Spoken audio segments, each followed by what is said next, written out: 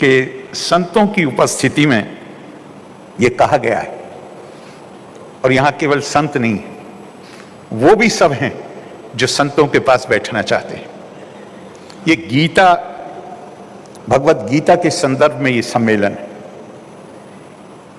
तो कहा गया है कि सत्संग सत्वे निसंगत्वम, निसंगत्वे निर्मोहत्वम, निर्मोहत्वम निश्चल तत्वम, निश्चल तत्वम जीवन मुक्ति।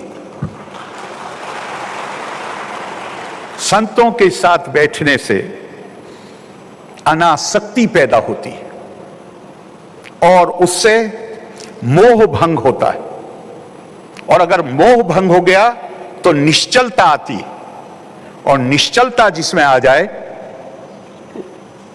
तो उसी के लिए तो सारी तपस्या है, जीवन मुक्ति है। बहुत बहुत आपका धन्यवाद कि आपने यहां बुलाया।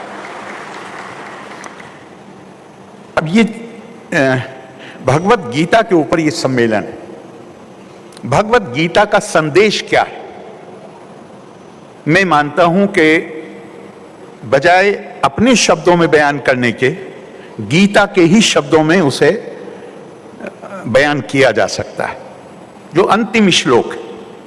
आखिरकार दुनिया में हर कोई, जीवन के किसी भी क्षेत्र में हम हों, हम सफलता चाहते हैं, विजय चाहते हैं, संपन्नता चाहते हैं, किसी भी क्षेत्रों में, केवल एक क्षेत्र की बात नहीं कर रहा हूं।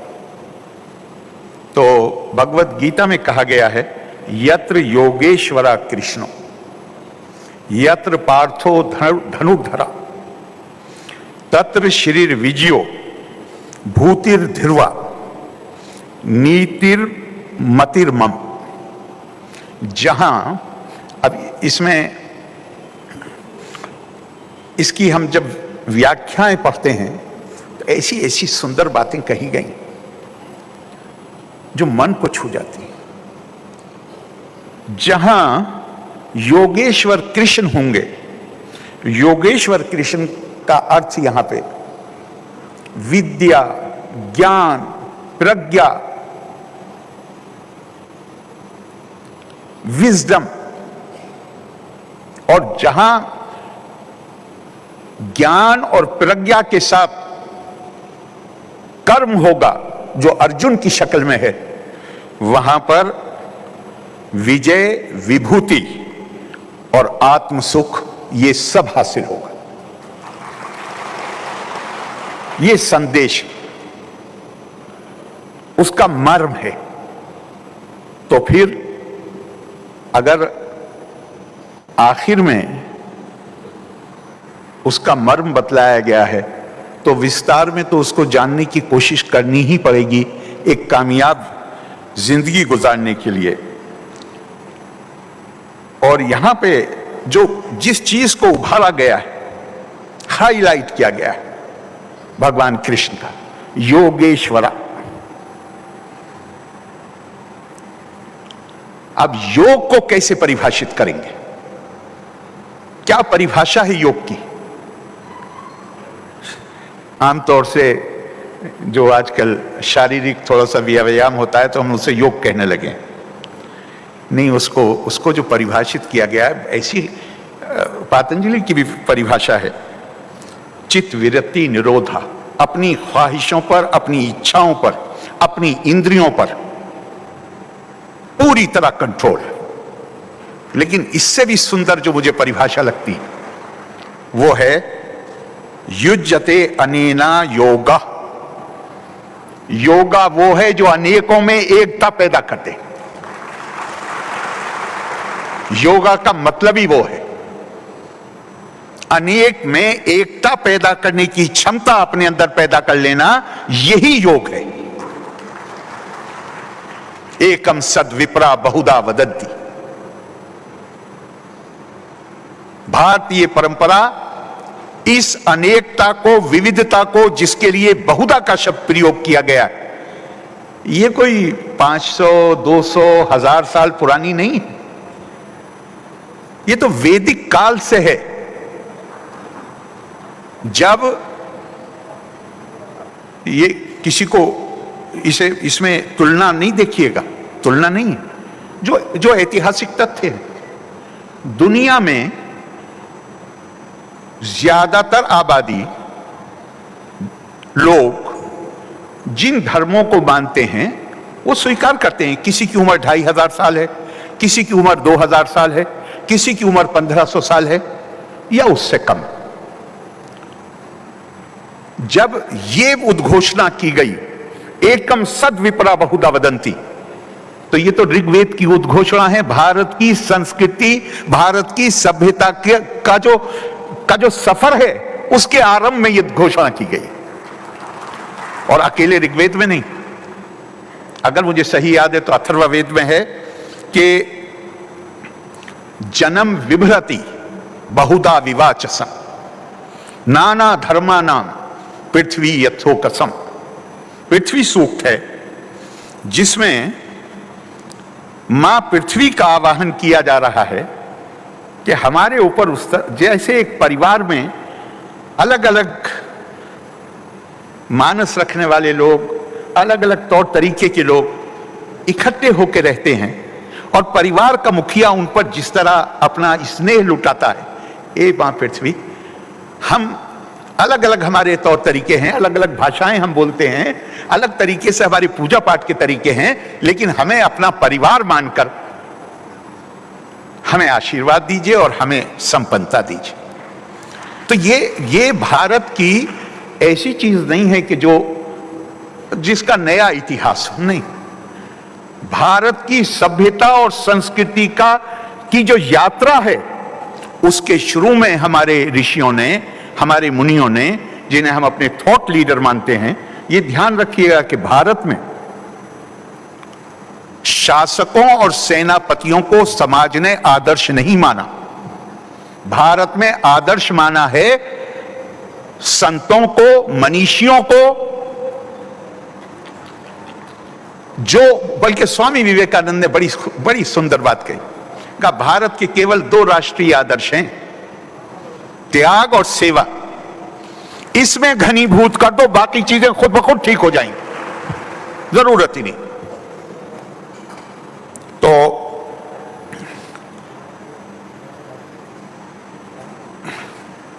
अब ये काम घनीभूत करने का ये कैसे हो? मुझे जरा सा भी संदेह नहीं कि आप अपने विश्वविद्यालय के माध्यम से, हमारे बहुत सारे इस देश में ऐसे तपस्वी हैं, ऐसे संत हैं जो अपने अपने स्तर पर यह काम कर रहे हैं। हम आपके और उनके सबके ऋणी। और यहां पे मुझे याद आता है कि गुरुदेव रविंद्रनाथ टैगोर ने एक बात कही, मैं उस संदर्भ में कह रहा हूं कि त्याग, सेवा, घनीभूत करना। उन्होंने कहा कि भारत की स्वतंत्रता तब तक संपूर्ण नहीं हो सकती जब तक यह स्वीकार नहीं किया जाएगा कि भारत की बुनियाद मानस में है, और भारत उस मानस की शक्ति से निरंतर अपने लिए नए स्वराज पैदा करता। उन्होंने कहा, मैं भारत से अगाध प्रेम करता हूं, लेकिन ये मेरा प्रेम इस कारण नहीं है कि मैं जमीन के एक हिस्से, भूगोल के एक हिस्से को मूर्ति का रूप देकर उसकी उपासना करना चाहता हूं। यह इसलिए भी नहीं है कि मेरी खुशकिस्मती है, मेरा सौभाग्य है कि मुझे इस देश की धरती पे पैदा होने का मौका मिला, लेकिन उसके कारण भी नहीं करता मैं। फिर क्यों करते हैं? तो उन्होंने जवाब दिया कि मैं, अगर पता नहीं मेरा अनुवाद ठीक अच्छा है या नहीं है, तो मैं उन्हीं के शब्दों, बस एक 3 लाइनें मैं उन्हीं के शब्दों को प्रयोग कर लूं। I love India, but I love India not because I cultivate the idolatry of geography, not because I have had the good fortune to be born in her soil, but I love India because India through tumultuous times has saved the living words which issued from the illuminated consciousness of her children. मैं भारत से प्यार करता हूं क्योंकि भारत ने दुष्कर परिस्थितियों में, दुर्गम परिस्थितियों में उन शब्दों को बचाकर सुरक्षित करके रखा जो शब्द भारत के बच्चों की चैतन्य आत्मा से निकले थे दुष्कर परिस्थितियों में। खास बात यह, वो किसके जरिए संभव हुआ? वो उन्हीं लोगों के जरिए संभव हुआ जो यहां सामने बैठे। ये ऐसे ही त्यागी और तपस्वियों के जरिए संभव हुआ जिन्होंने इस काम का बीड़ा उठाया। भारत की खूबी, भारत की खुसूसियत, भारत का धर्म आध्यात्मिकता है। दुनिया की संस्कृतियों पर आप नजर डालिए, वो या तो रेस को शायद वंशलिंग कहते हैं हिंदी में, रेस, मेरी त्वचा का रंग क्या है, या तो उससे परिभाषित होती हैं, मैं क्या भाषा बोलता हूं उससे परिभाषित होती हैं, मेरा पूजा पाठ करने का तरीका क्या है उससे परिभाषित होती हैं। उसकी समानता सभ्यता को परिभाषित करती है। अब भारत में तो हर 16 मील के बाद तो भाषा बदल जाती है। एक ही घर में एक बहन मंगलवार को व्रत रखेगी, एक शनिवार को रखेगी। एक भाई जाएगा महादेव के मंदिर में, एक भाई जाएगा हनुमान जी के मंदिर में। 16 किलोमीटर पे, मैंने आपको बताया 16 शायद मील पे भाषा बदल जाती है। तो अब हम क्या करें? और हमारे ऋषियों मुनियों ने कभी ये नहीं कहा कि ये अकल की बात मैं तुम्हें बता रहा हूं। उन्होंने हमेशा कहा ये सनातन सिद्धांत हैं जो मेरे जरिए केवल ढूंढे गए। हमारे यहां कभी किसी ने नहीं कहा कि ये मैं तुम्हें बता रहा हूं।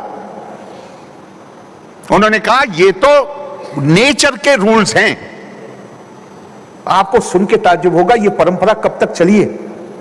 पिछली शताब्दी में रेडियो वेव्स, जिनके सहारे ये सारी नई टेक्नोलॉजी बनी है, जिसके सहारे बगैर तार के आप संपर्क स्थापित कर सकते हैं, अब ये दुनिया जानती है कि वो उसका आविष्कार, उसको जो रिसर्च थी, ढूंढ निकालने का काम हमारे बंगाल के एक विदुषी प्रोफेसर बोस ने किया।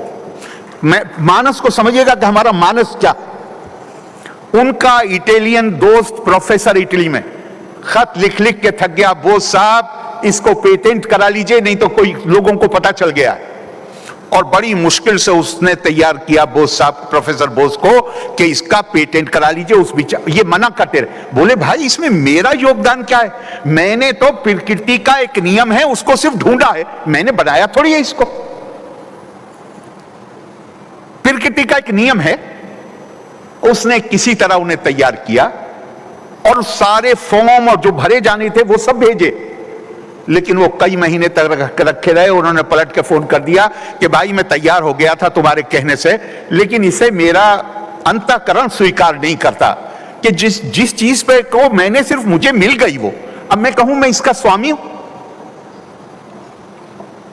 और आखिरकार उनके इटालियन दोस्त ने ये कह के उनसे, जब वो किसी तरह नहीं माने, उसने कहा कि मैंने आपको थोड़ा असिस्ट किया था तो फिर मैं ही करा ही लेता हूं अपने यहाँ, तुम्हें जो करना हो वो कर लो। आज जो ये हम मोबाइल हाथ में लिए घूमते, बगैर तार के संपर्क स्थापित करना, ये प्रोफेसर बोस की देन है। लेकिन भारत का एक रवैया है, हमारे यहां कॉपीराइट का कोई कल्पना ही नहीं थी। हमारी सारी किताबें व्यास ने कंपाइल की। अब कई लोग कहते हैं कि भाई ये अलग अलग काल की किताबें हैं तो एक व्यक्ति कैसे का, तो कई लोगों की ये राय है कि जो कंपाइल करता था वो क्रेडिट लेना ही नहीं चाहता था, वो ये श्रेय नहीं लेना चाहता था, वो ये करता था। तो जो पहले कोई बड़े व्यास रहे होंगे उनके नाम पे उन्होंने कहा हम भी व्यास, हम भी व्यास। हमारे यहां ये हमारा मानस है। और भारत की संस्कृति अकेली क्यों है कि हम चीजों पे, जहां हमारी ये संस्कृति का असर, कि एक आदमी कह रहा है जिसमें उसको बहुत फायदा हो सकता था, कह रहा नहीं मेरा कोई अधिकार नहीं है इसके ऊपर। क्यों? क्योंकि जैसा मैंने पहले कहा, भारत का धर्म आध्यात्मिकता, हमारी संस्कृति, हमारी सभ्यता ना त्वचा के रंग से, ना पूजा पाठ के तरीके से, ना भाषा से, बल्कि आत्मा से परिभाषित हुई है। अहम ब्रह्मास्मि तत्त्वमसि। कई दफा मैं सुनता हूं लोगों को, चूंकि शंकराचार्य जी जगत गुरु आदि शंकराचार्य केरला में पैदा हुए थे, कल मैं बनारस में था जहां वो केरला में पैदा हुए शंकर जहां आके जगत गुरु बने और शंकराचार्य बने, आदि शंकराचार्य बने बनारस आकर। तो उनके लिए बनारस की बात हुई तो इसलिए मैंने कहा उसके संबंध में कि ये आत्मा से परिभाषित होती है ये संस्कृति। आदि शंकराचार्य गंगा से नहा के लौट रहे हैं, बनारस की गलियां तंग, गली के दूसरे नुक्कड़ पे उन्हें वो आदमी खड़ा हुआ नजर आता है जो शवों का दाह संस्कार करता है, और उसके साथ 5 कुत्ते भी। ये गंगा से नहा के आ रहे हैं, अपने जो उनके चेले हैं उनके साथ आ रहे हैं। तो इनके मुंह से निकल गया गच्छे गच्छति, रास्ता दे दो, मतलब हट जाओ। और खुद लिखा, मतलब जो लिखा है, मैं तो सबसे पहले भारतीय विद्या भवन की किताब है अवर कल्चरल हेरिटेज, आज से कोई 20 साल पहले पढ़ा, लेकिन उसके बाद मैंने ये जो प्रसंग है ये और बहुत जगह भी आया है। अब वो शवों का दाह संस्कार करने वाला वो भी बनारस का था। उसने शंकराचार्य जी से पलट के पूछा, शरीर हटाऊं कि आत्मा हटाऊं?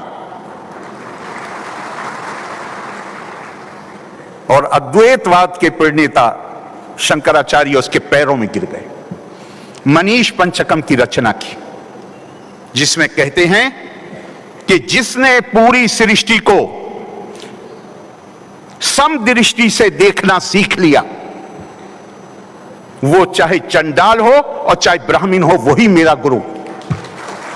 ब्रह्म वाहा मिदम जगत सकलम चिन्मात्र विस्तारितम सर्वम चेतद विद्याया तिर्गुणाया शेषा मया कल्पितम इत्थम यस्से दृढ़ा मति सुक्करे नित्या परे निर्मले चंडालोस्तु दुई जोस्तु गुरु रितेशा मनीषा मम।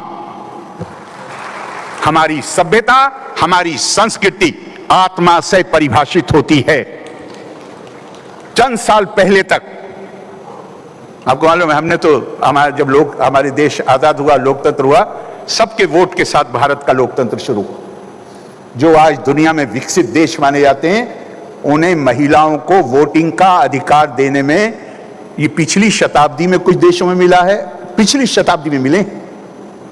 और लोकतंत्र हैं 200 साल पुराने, 250 साल पुराने, 300 साल पुराने। बल्कि उनकी मान्यता थी कि महिलाओं में और काले रंग के लोगों में आत्मा नहीं होती है। जिसमें आत्मा नहीं है उसका शोषण करने का हमें अधिकार है। उसको जस्टिफाई करने के लिए कह दिया, ना महिलाओं में आत्मा, ना कालों में आत्मा। भारत ने क्या कहा, कब कहा? हजारों साल पहले, 5000 साल तो पक्के हैं, हो सकता है इससे ज्यादा पुराना हो। कहा इंसानों को तो छोड़ो, इस आत्मा में जानवर भी शामिल हैं और पेड़ पौधे भी शामिल, जो भी जीवंत वस्तु है वो शामिल। तो भारत की और आप उस आत्मा से ही तो आध्यात्मिकता, और क्या उनका कि तपा स्वाध्याय निरतम, ever devoted to the pursuit of knowledge. तो उन्होंने कहा कि तब मतलब सदैव स्वामी, बल्कि इसमें फिर मुझे याद आ गया, स्वामी विवेकानंद ने बड़ी सुंदर बात कही। उन्होंने कहा जीवन का उद्देश्य क्या है? खुशी प्राप्त करना, परसूट ऑफ हैप्पीनेस। अगर खुश होने का जीवन का उद्देश्य केवल यह है कि सुखी अपना सुख प्राप्त करना है, तो मुझे कौन चीज रोकेगी कि मैं अपना सुख लेने के लिए आपको दुखी करूं? उनका यह जीवन का उद्देश्य नहीं हो सकता। जीवन का केवल एक उद्देश्य है, ज्ञान की प्राप्ति। और ज्ञान का क्या उद्देश्य है, उसका भी उन्होंने जवाब दिया। भाई अगर मेरे जीवन का एक ही उद्देश्य है ज्ञान की प्राप्ति, तो फिर ज्ञान का क्या उद्देश्य है? उनका ज्ञान का उद्देश्य है जहां बहुधा में आदमी एकता ढूंढ सके। लोग सामने से अलग अलग नजर आ रहे हैं, इनके अंदर समान चीज क्या है? मेरी और आपकी भाषा समान नहीं, मेरा आपका पूजा पाठ का तरीका समान नहीं, मेरे रस्मों रिवाज अलग हैं, आपके अलग हैं, फिर समानता क्या? होगा तुम्हारा सब कुछ अलग हो तो अभी आत्मा का बंधन है। आत्मा के बंधन से तुम सब बंधे हुए हो। इंटरकनेक्टेडनेस थ्रू स्पिरिचुअलिटी, ये भारत का ऐसा, आज दुनिया इसी तरफ आ रही है। पूरी दुनिया में बहुधा को, अनेकता को, लोग उसके साथ अगर कुछ वो लोग होते थे जिनको अदर, अनेक कहा जा सके, तो वो मार्जिनलाइज होते थे सोसाइटी में। भारत ने हमेशा अनेकता को, बहुधा कहिए, विभिन्नता कहिए, उसको नेचर का लॉ, नैसर्गिक विधान माना है भारत। और यही शायद कारण है कि दुनिया की प्राचीन सभ्यताओं में आज का यूनान वो नहीं है जो यूनान, प्राचीन यूनान था। आज का मिस्र, इजिप्ट वो नहीं है जो प्राचीन था। उनका रिश्ता अपनी प्राचीन सभ्यता से कट गया। लेकिन भारत आगे बढ़ा है। जाने के लिए, आगे बढ़ने के लिए आप आसमान की बुलंदियों को छूइए, लेकिन अपने सनातन सिद्धांतों में भारत मूलित रहा है। विषमतम परिस्थितियों में भी। लेकिन फिर भी एक सवाल और आता है, हम अपने मुंह से अपनी तारीफ करते हैं, अपने मुंह से हमें अपनी कमियों को भी देखना चाहिए। और वो कमी हमारी क्या थी? मुझे ये प्रश्न बहुत परेशान किया करता था। मैं सुनता, भारत सोने की चिड़िया, भारत ज्ञान का केंद्र। तो ये इतिहास हमारे साथ इतना क्रूर बर्ताव क्यों किया इतिहास ने हमारे साथ? इसका जवाब भी स्वामी विवेकानंद जी से ज्यादा स्वामी रंगनाथानंद जी ने अपने भाषणों में दिया है, नहीं अपने लेखों में दिया है। उनकी किताब है eternal values for a changing society, एक बदलती हुई समाज के लिए सनातन सिद्धांत, 4 वॉल्यूम। क्या खूबसूरत बात उन्होंने कही। उन्होंने कहा भारत की पहचान दुनिया में ज्ञान और विज्ञान के केंद्र के रूप में थी। हम मां सरस्वती के उपासक थे, लेकिन अपने पतन के काल में,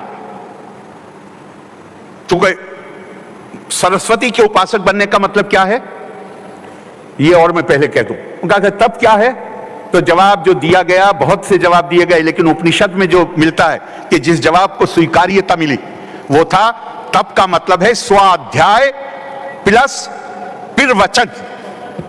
पहले ज्ञान अर्जित करो और जब ज्ञान मिल जाए तो उस ज्ञान को दूसरों के साथ साझा करो। तो स्वामी रंगनाथानंद जी कहते हैं ज्ञान तो हासिल करने में हम लगे रहे, पर ज्ञान का साझा करने से हमने मुंह मोड़ लिया।